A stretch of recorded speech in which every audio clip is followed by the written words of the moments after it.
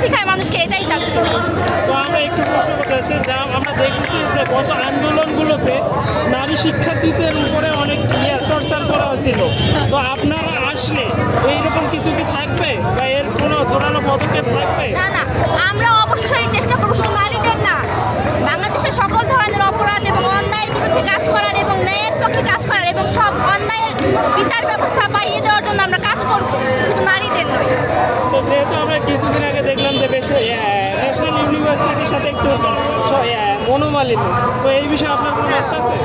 এটা আসলে, তবে আমার মনে হয় যে এই গণ অভ্যুত্থানে, জুলাই গণ অভ্যুত্থানে পাবলিক বিশ্ববিদ্যালয়, জাতীয় বিশ্ববিদ্যালয়, মাদ্রাসা এবং প্রাইভেট বিশ্ববিদ্যালয় সবার ভূমিকা ছিল, গুরুত্বপূর্ণ ভূমিকা পালন করছে সবাই। এবং যখন পাবলিক বিশ্ববিদ্যালয়ের হলগুলো থেকে ছাত্রদের হল ছেড়ে দিতে হয়েছে, এরপরে প্রাইভেট ইউনিভার্সিটিগুলোই আন্দোলন চালিয়ে রেখেছে।